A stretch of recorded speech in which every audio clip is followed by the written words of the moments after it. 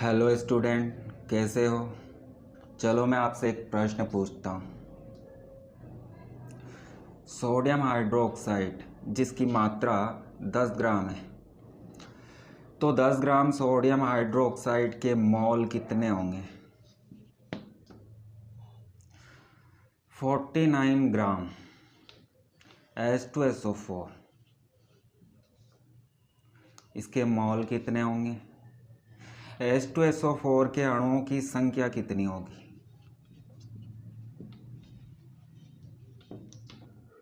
49 ग्राम H2SO4 में hydrogen परमाणुओं की संख्या कितनी होगी?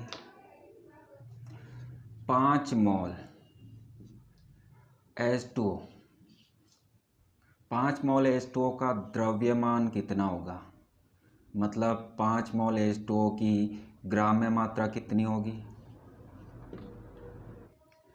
अगर मोल संकल्पना के ये प्रश्न आपको आते तो बहुत ही अच्छी बात है, और नहीं आते तो जो मैं बताता हूँ उसे ध्यान से समझना। इस प्रकार के प्रश्नों को दो तरह से हल कर सकते हैं। समझकर ट्रिक से हल कर सकते हैं, जो एक आसान तरीका है। बहुत सारे सूत्र याद रखकर सूत्रों से भी हल कर सकते हो, परंतु इस तरीके में आपको सूत्र याद रखना होगा। ट्रिक वाला तरीका बहुत ही आसान है। मोल क्या होता है? मोल पदार्थ की मात्रा है। पदार्थ की मात्रा का एसआई मात्रक है। रसायन विज्ञान में पदार्थों की मात्राएं मोल के रूप में ली जाती है। एक मोल का मतलब क्या होता है? एक मोल पदार्थ का मतलब क्या होता है? 6.023 इंटू 10⁻23 कण। जब किसी पदार्थ के इतने सारे कण होते हैं तो पदार्थ की इस मात्रा को एक मोल कहा जाता है। यहाँ पर कण परमाणु हो सकते हैं, अणु हो सकते हैं, धनायन और ऋणायन हो सकते हैं, इलेक्ट्रॉन, प्रोटॉन और न्यूट्रॉन भी हो सकते हैं। जब इतने सारे कण होते हैं तो इस मात्रा को एक मोल कहा जाता है। एक मोल H2O मतलब 6.023 इंटू 10⁻23 H2O के अणु। जल के इतने सारे अणु मतलब एक मोल जल। यहाँ पर मैं 2 मोल जल लिखता हूँ तो अणुओं की संख्या कितनी हो जाती है? इस संख्या का डबल हो जाती है। इतने सारे कणों का द्रव्यमान ग्राम में लिखा जाता है और उस द्रव्यमान को मोलर द्रव्यमान बोला जाता है।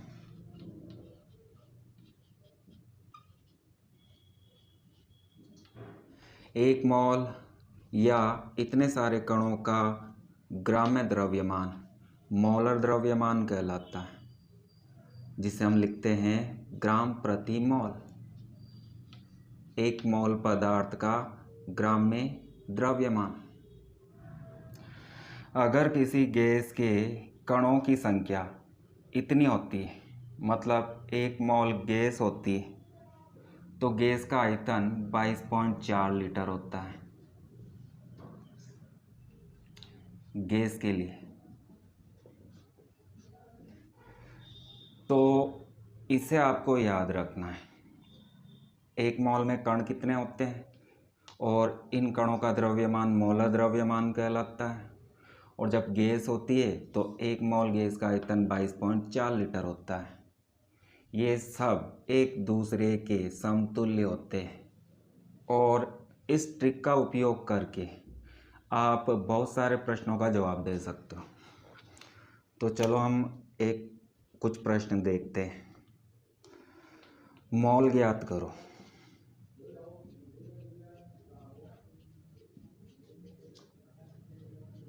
इसमें हम देखते हैं 90 ग्राम जल। जल की ग्राम में मात्रा दी गई है और आपसे पूछा गया है कि मोल ज्ञात करो, तो यहाँ पर मोल और ग्राम की बात हो रही है। मोल और ग्राम की बात हो रही है, तो बाकी को भूल जाओ, इन दो को ध्यान में रखो। सबसे पहले हमें क्या करना है, जल का मोलर द्रव्यमान निकालना है। H2O का मोलर द्रव्यमान,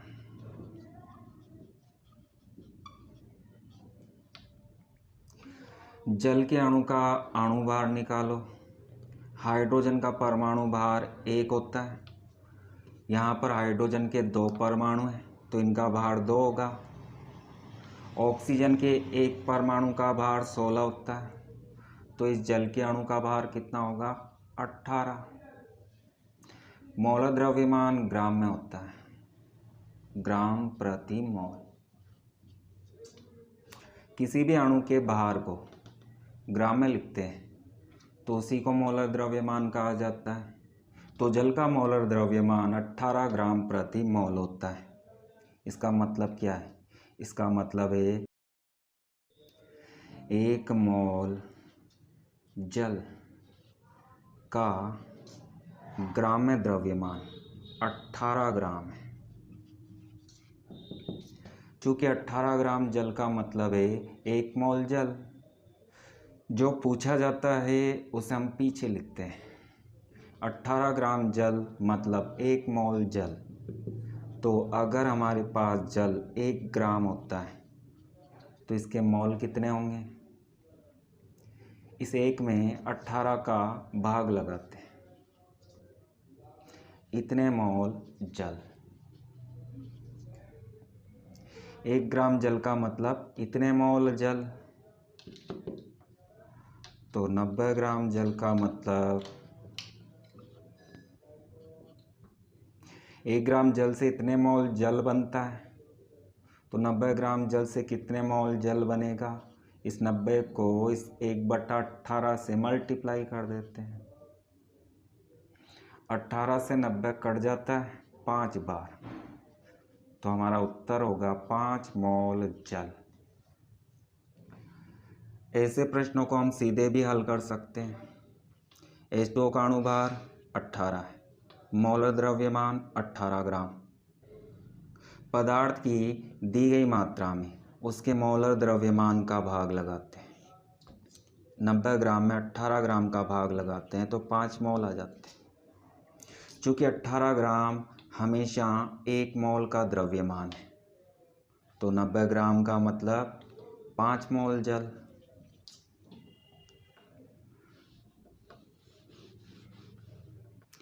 और सूत्र से ज्ञात करना है, तो किसी भी पदार्थ के मोल ज्ञात करना है तो उस पदार्थ की ग्राम में दी गई मात्रा को ऊपर लिखते हैं।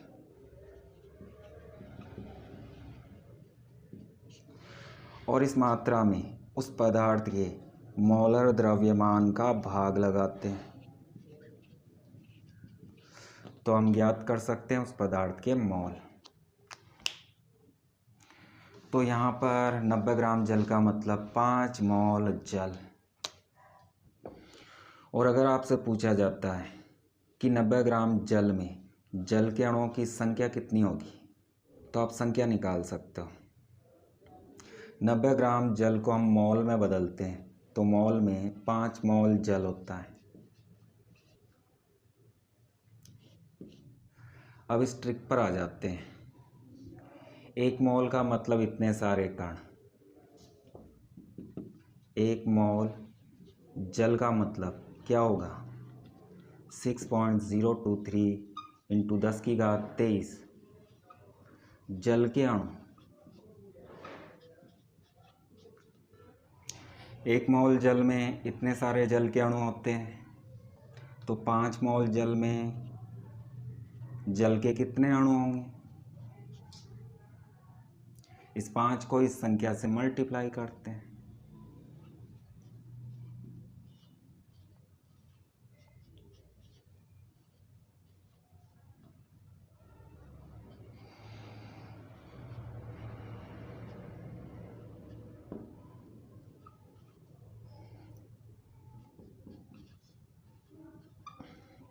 पाँच को इससे मल्टीप्लाई करते हैं, तो इतने सारे जल के अणु।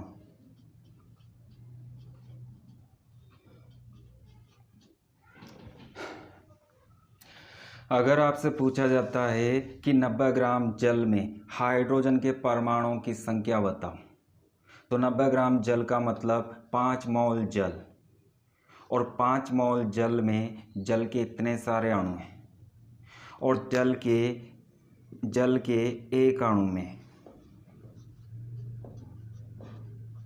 हाइड्रोजन के 2 परमाणु होते हैं, 2 हाइड्रोजन परमाणु। तो यहाँ पर जल के कितने अणु हैं? 30.115 इंटू 10⁻23 जल के अणु हैं।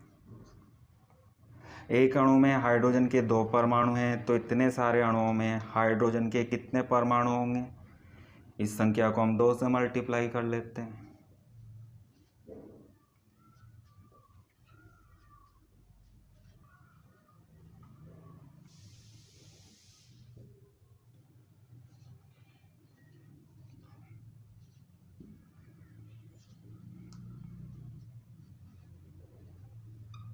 हाइड्रोजन परमाणु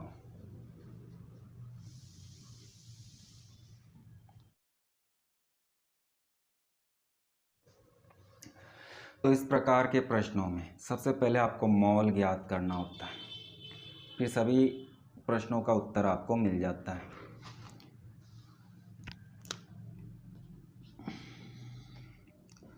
(49 ग्राम H2SO4 के मोल ज्ञात करते हैं। तो सबसे पहले इसका मोलर द्रव्यमान निकालते हैं। हाइड्रोजन का परमाणु भार 1 होता है, दो हाइड्रोजन का कितना होगा? 2। सल्फर के एक परमाणु का भार कितना होता है? 32। ऑक्सीजन के एक परमाणु का भार 16 होता है। यहाँ पर ऑक्सीजन परमाणु की संख्या 4 है, तो 4 परमाणुओं का कितना होगा? 16 इंटू 4, 16 चौक 64। हाइड्रोजन, सल्फर, ऑक्सीजन, इन तीनों के परमाणु भारों को हम जोड़ते हैं तो पूरे अणु का भार आ जाता है 98, और इसके पीछे हम ग्राम लिख देते हैं। तो यह 1 मोल पदार्थ का ग्राम में द्रव्यमान होता है, मोलर द्रव्यमान होता है। 98 ग्राम प्रति मोल H2SO4 का मोलर द्रव्यमान है, मतलब 98 ग्राम H2SO4 होता है।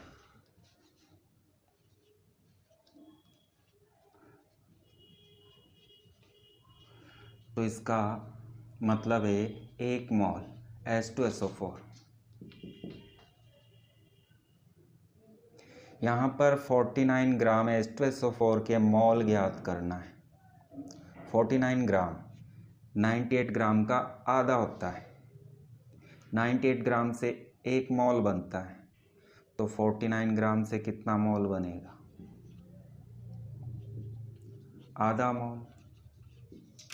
और निकाल सकते हैं 98 ग्राम H2SO4 मतलब 1 मोल, तो 1 ग्राम H2SO4 का मतलब इस 1 में 98 का भाग लगाते हैं, इतने मोल। 1 ग्राम H2SO4 का मतलब इतने मोल, तो 49 ग्राम H2SO4 का मतलब कितने मोल? इस 49 को 1/98 से मल्टीप्लाई करते हैं,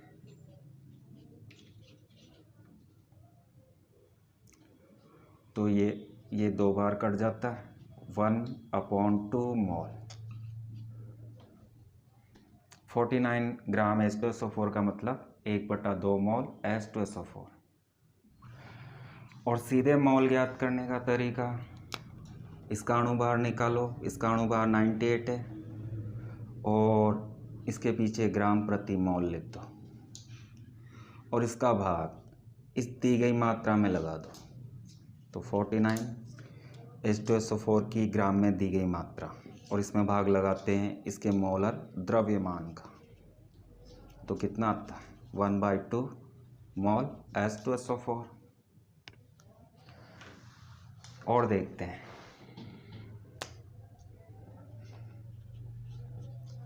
10 ग्राम NaOH। NaOH का मोलर द्रव्यमान निकालते हैं, मतलब इसका अणुभार निकालते हैं। सोडियम का 23 होता है, ऑक्सीजन का 16 होता है, हाइड्रोजन का परमाणु द्रव्यमान 1 होता है। तीनों तत्वों के परमाणु द्रव्यमानों को जोड़ते हैं तो 40 आता है। इसके पीछे हम ग्राम प्रति मोल लिखते हैं तो यह मोलर द्रव्यमान बन जाता है, और इस मोलर द्रव्यमान का भाग पदार्थ की ग्राम में दी गई मात्रा में लगाते हैं, मतलब 10 में 40 का भाग लगाते हैं तो 1/4 मोल आता है। 10 ग्राम NaOH का मतलब है 1/4 मोल NaOH। और आप चाहे तो चूंकि फूंकी से निकाल सकते हो।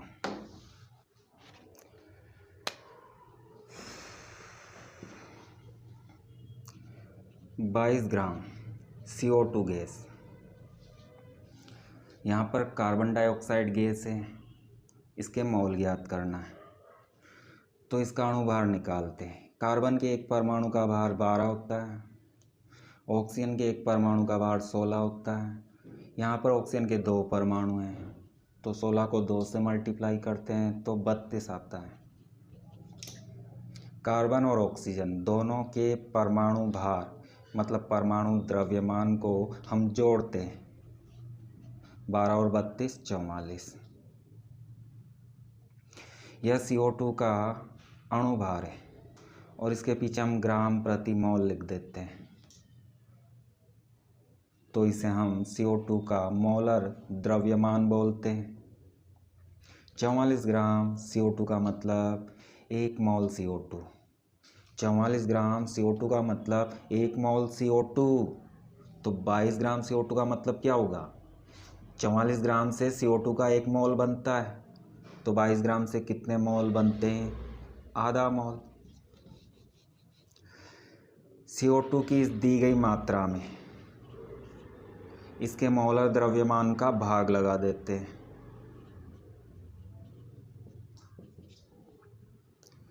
तो 22 से 2 बार कट जाता है, 1/2 मोल आता है। 22 ग्राम CO2 का मतलब 1/2 मोल CO2।